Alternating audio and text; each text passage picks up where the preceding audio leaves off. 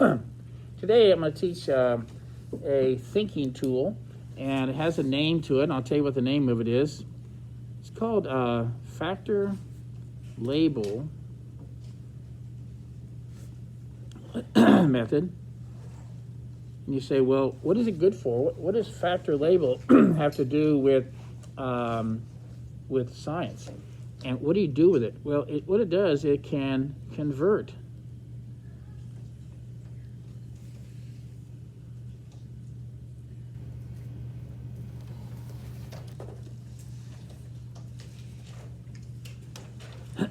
let me tell you the difference here. Last chapter, when you were converting one temperature scale to another, you used a method called a mathematical equation. You see that?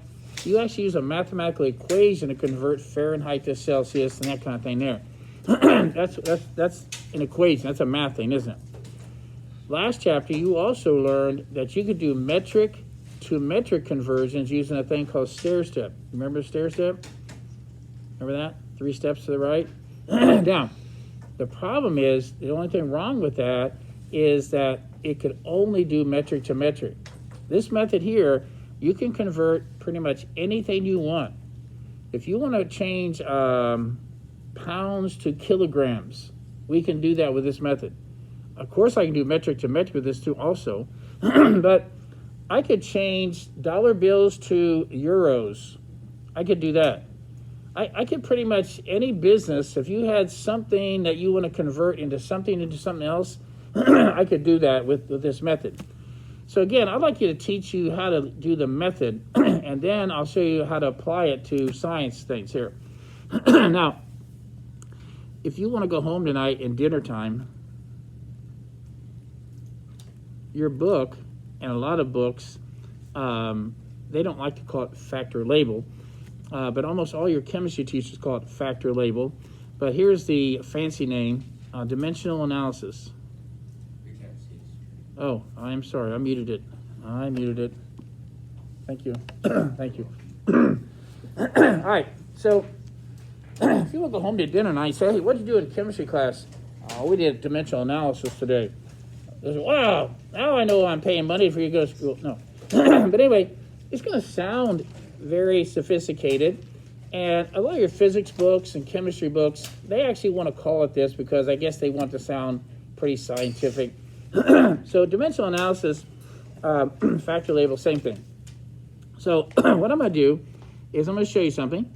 I'm going to do your first problem, and I know there are 2 ways to spell donuts, but I'm going to spell it this way. Yeah. All right. Uh-oh. Look at this problem here. Woo, that's a hard one. Well, first of all, if you look at it, you said, you're playing with me. Mr. Feeney, you're playing with me. You told me about this really powerful thinking tool and what I can do with it. And the first problem you have me do is what? Does everybody already know the answer to this one? Yeah. I think you do, don't you? Wait, does everybody know the answer? I think you do. So am I playing with you? I'm not playing with you. I know you could do this another way. I know you could. But I'm not interested in the answer. I'm interested in, I want to show you a new way of doing this kind of a problem. You say, why? I don't need a new way. Okay, well then do this one.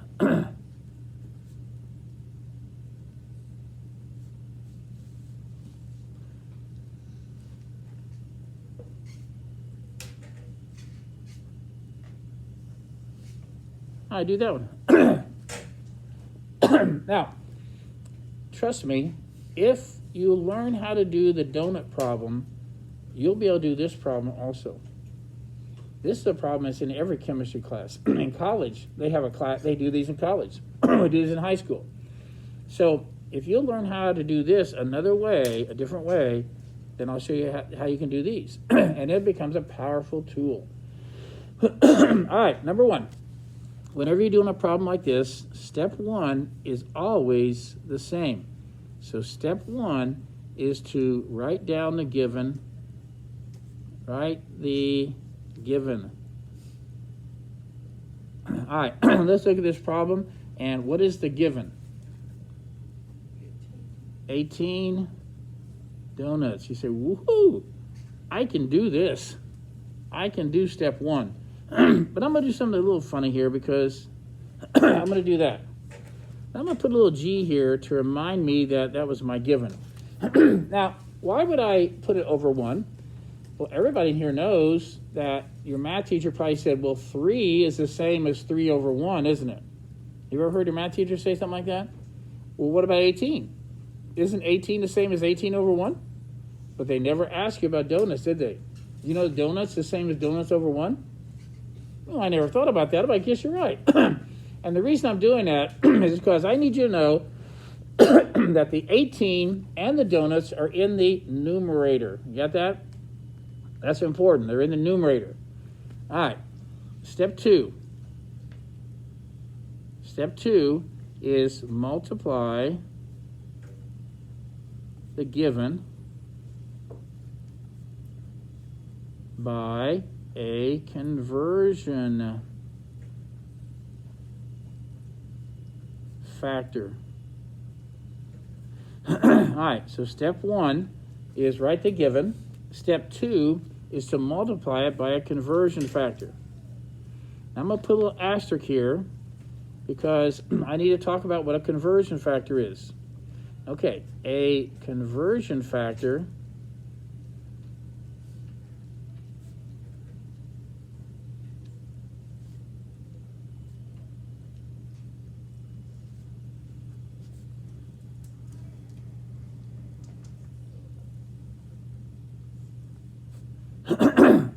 now, so we have a new word for you.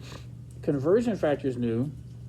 It's made of, or from, I should say made from equivalence. Okay, now there's a fancy word, isn't it?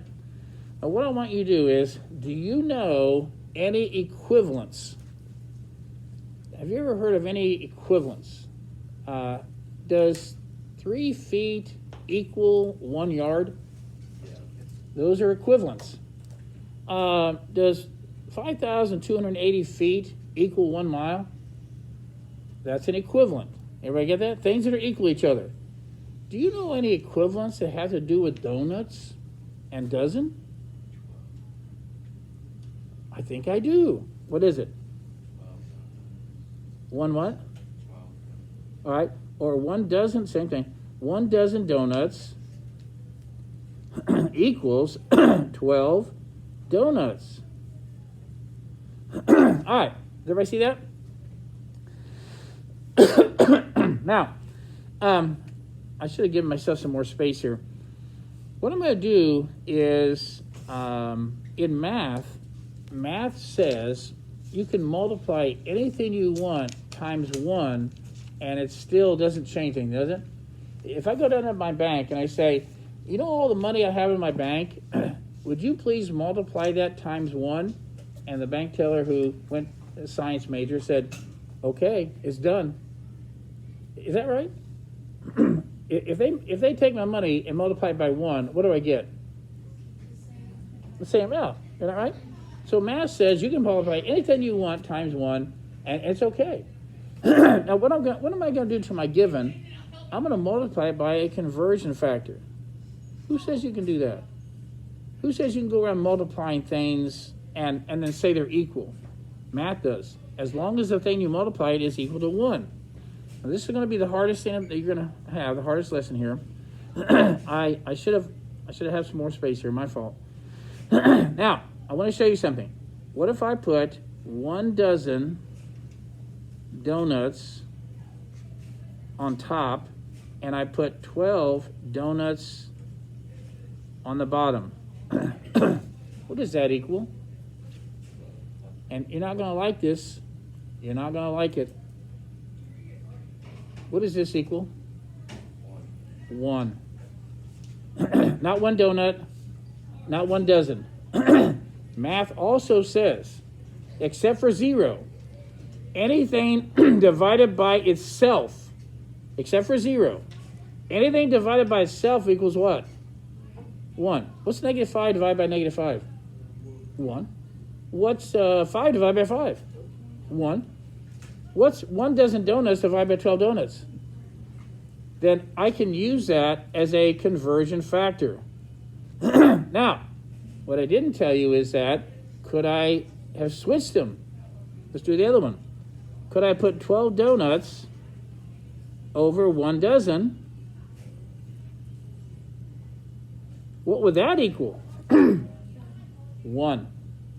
So now, again, I know you're just learning this tool, okay? But if I teach you how it works, you'll say, I think I'm getting I think I'm hanging on to it, getting the hang of this. What's step 2 again? Multiply the given times a conversion factor. Now I have 2 of them here. How do you know which one to use? I'm going to cross this out because I need more space anyway for the next problem. Now, how do you know which one to use? And this is the beauty of it. This is the way the tool works. What label, you want to get rid of that label because you want to convert it, don't you? What label in the numerator has to go away? If you want donuts to go away and replace it with dozen, what label in the numerator has to go away? Donuts. Well, then how do you get rid of that? You multiply by something that has what? Donuts in the denominator. Won't these cancel out? And that'll be gone. That label will be gone.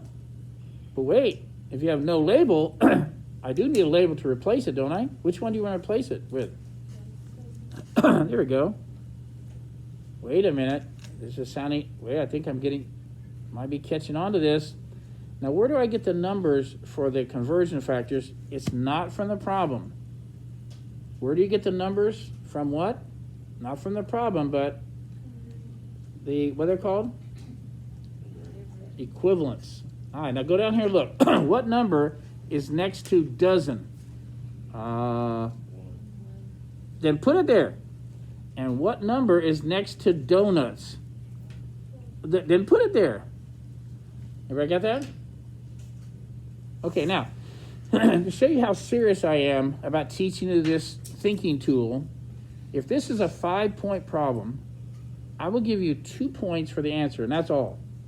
I won't give you 5 for the right answer. I'll give you 2. I'll give you 3 for setting up the problem.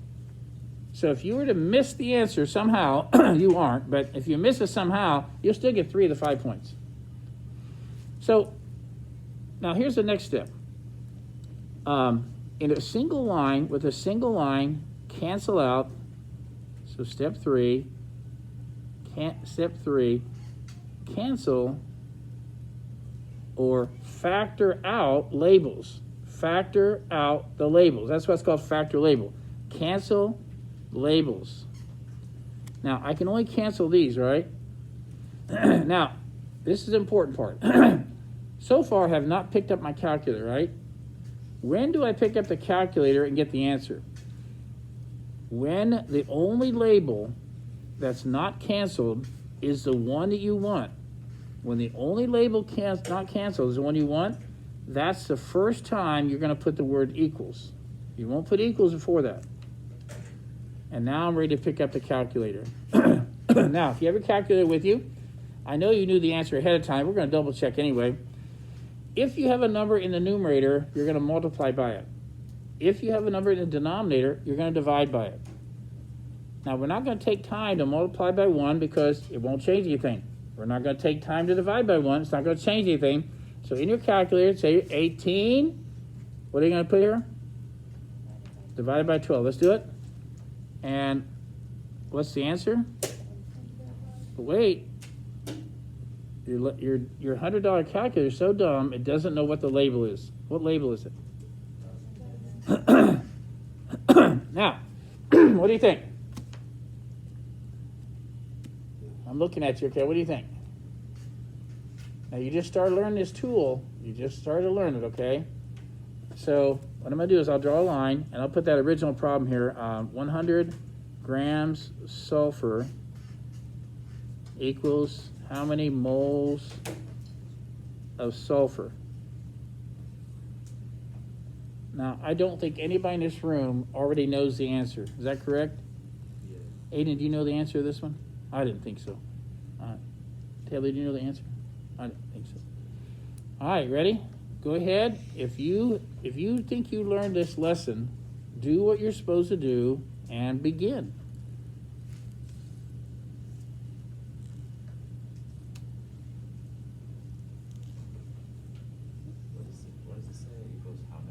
This says 100 grams of sulfur equals how many moles of sulfur?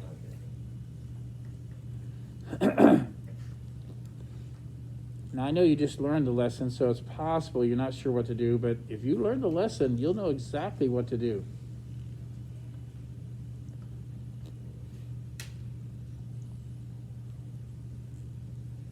Are you already done?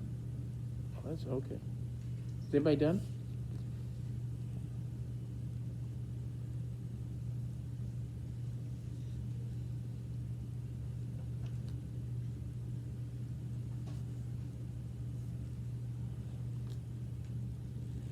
So how many of you 2 minutes ago said, I understand this, but now you said, I guess I don't? By the way, everybody needs to stop here because when I said, if you understood the lesson, you'd know what to do. So far, here's what you could have done. You could have done this.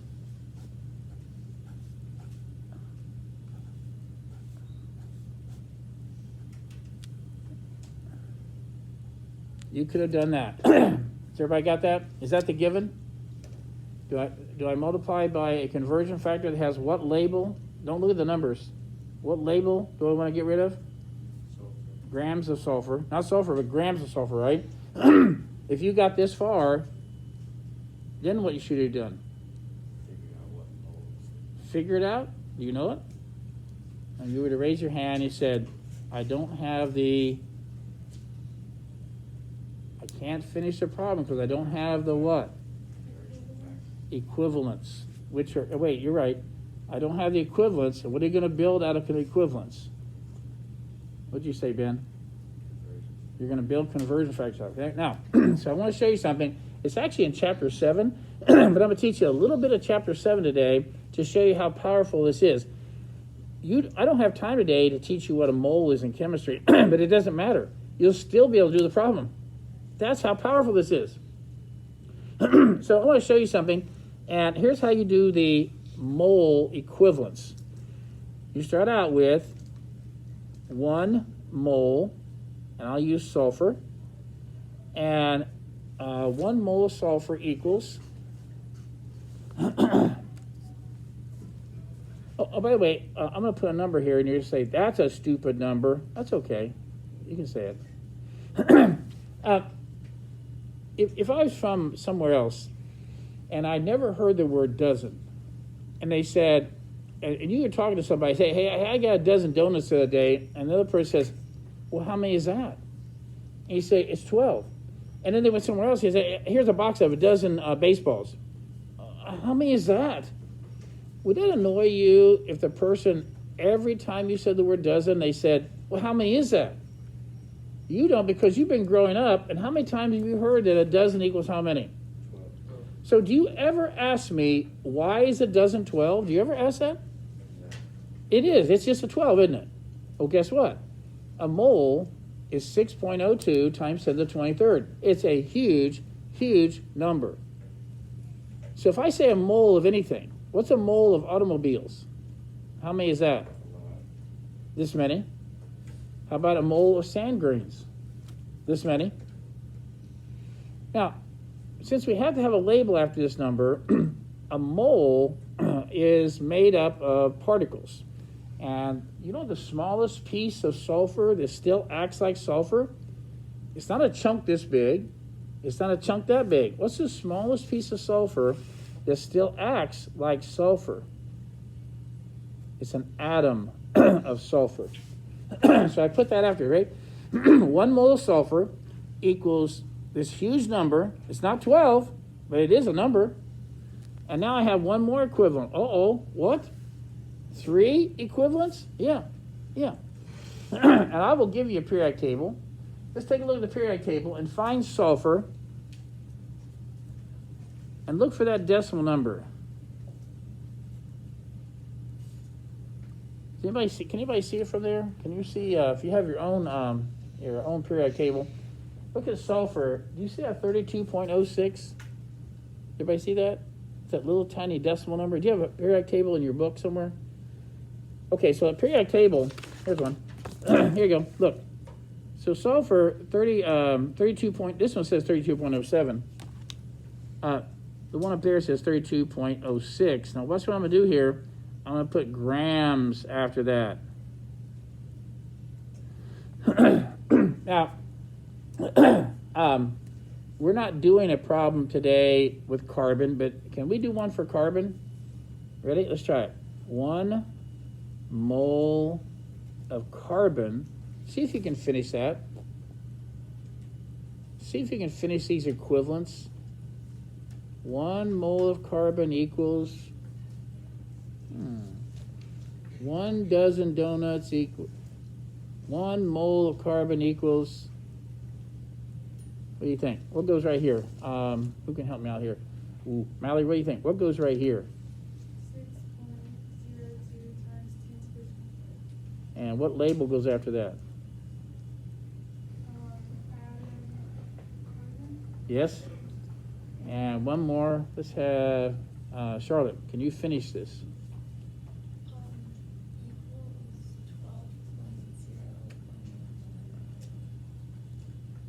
What do you think? So now, guess what I can do with equivalence? I can build conversion factors. Now, here we go. This is the heart of why it works.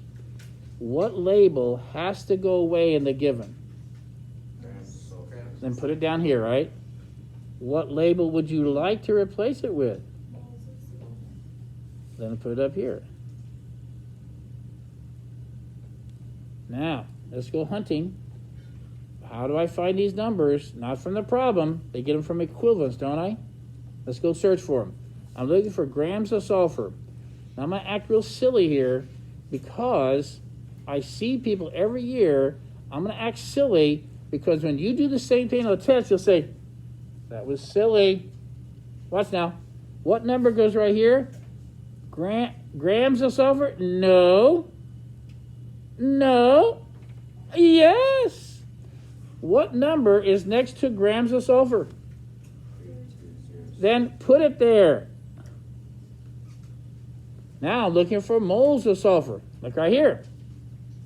No. No. Yes. What number goes next to moles of sulfur? Then put it there. Every year I have people putting 6.02 times 10 to the 23rd moles. Where did you ever see those two together? You get it? Now, I actually, when I give you credit, let's imagine this is a 10-point problem, okay? I'll give you 2 points for the right answer, 8 points for setting this up. I will take off points if you don't do this. Cross out, not the number, don't cross out the number, cross out what? Grams, sulfur. Cross out the label, the factors, right? Now, what's the only one left? Is that what I want? That's the first time I write equals, and it's the first time I pick up the calculator. Now, I don't want to forget to write my labels because I'll take off a point if you do. Moles of sulfur. And what do I do with the calculator? Tell me what I do here. Ready? Do it. 100 divided by 32.0. Let's do it. And you'll say, what? I didn't know when I walked in today that I'd be able to do a problem that they do in high school chemistry and college chemistry. You are. I don't even know what a mole is. It doesn't matter. It doesn't matter right now. You know a mole is a lot of something, right? Does anybody have the answer? I just made this problem up, so I have no idea what the answer is. And we're going to try to keep everything in scientific notation, and we're going to try to keep it in 3 sig figs. So, Ben, can you give me what the calculator actually says? 3.11915. Wait, 3.1? 19. 9. Oh, that'd be 3.12, wouldn't it? If I round to 3 sig figs to 3.12, do you see an E on your calculator? Uh-oh. It's just 3.1. Oh, okay. This one doesn't have an E. So 3.12, and there's no E because it is 3.12, and we're done. 100 grams of sulfur is about 3.12 moles of sulfur. All right, what do you think? All right, so now what I'm going to do is, what's my time here? Okay, we just have time for one problem. All right, so what I'm gonna do is, I'm gonna show you how to do 4 different kinds of factor label. Type 1. Type 1 means you only need one conversion factor. Now, as a matter of fact, we just did 2 problems like this. We did 2 type 1 problems. I only needed one conversion factor. I only needed one conversion factor. You see that? By the way, look right here. Look at my pen. How many conversion factors are in this problem? How many? How many conversion factors are there? If I keep making my pen go like that, will you say 2? If you do, I'm trying to trick you. How many conversion factors are there here? Only 1. What's this? You know how I know it can't be a conversion factor? Because the thing on the top doesn't equal the thing on the bottom. A conversion factor, the thing on the top has to equal the thing on the bottom. That must be the given, right? So let's try, we have time for one problem. You don't have to tell everybody in the room your weight. If you want to use somebody else's weight, you can. But I will tell you that everybody in the world knows their weight in kilograms except for you. Everybody knows their weight in kilograms except for you. So put whatever weight you want in pounds, okay? Let's say you weigh 130 pounds. Now don't write 130. You write whatever weight you want to do, okay? You write whatever weight you want, and I want to know how many kilograms. If I go anywhere in the world, somebody asks how much I weigh, it won't make sense to them if you tell them pounds. All right, what do you do? How do we do this problem? We got 30 seconds. How do we do this problem? What's step 1? With the label, right? And wait a minute, why do I do a 1? Because I need to know it's in the numerator, don't I? What's step 2? Here's my given. Okay, but wait, what label has to be down here? How do you get rid of pounds in the numerator? And what do you replace it with? All right, now we're almost done. What do you need? Conversion factors. Did you know that 1 pound is, I'm sorry, dang it. Did you know that 1 kilogram, here it is, right here, right here, see right there? I'm finished. A kilogram is 2.2 pounds. A kilogram is 2.2 pounds, and now use this to build a conversion factor. Now don't put that number in the wrong place. Let's see, what do you see with pounds? No, yes. What goes with kilograms? Yeah. Cancel, cancel. Hey, the only label left is what I want. Then I put the equal sign, and here you go. Now, if you use your own weight, you will now know for the rest of your life, well, for right now, until you gain weight or lose weight, how much you weigh in kilograms. Did anybody happen to do 130? What'd you get? Did you do 130 or what'd you get here? I did 130. What is it? Okay. All right, I need you, I'll let you guys go, okay? Hey, you okay on this? What's happening at lunch for some of you? Retest. And what if you don't retest at lunch? You'll come back to school, right? And then I'll grade those. I'll put your average back in the grade book, and that'll be your new grade.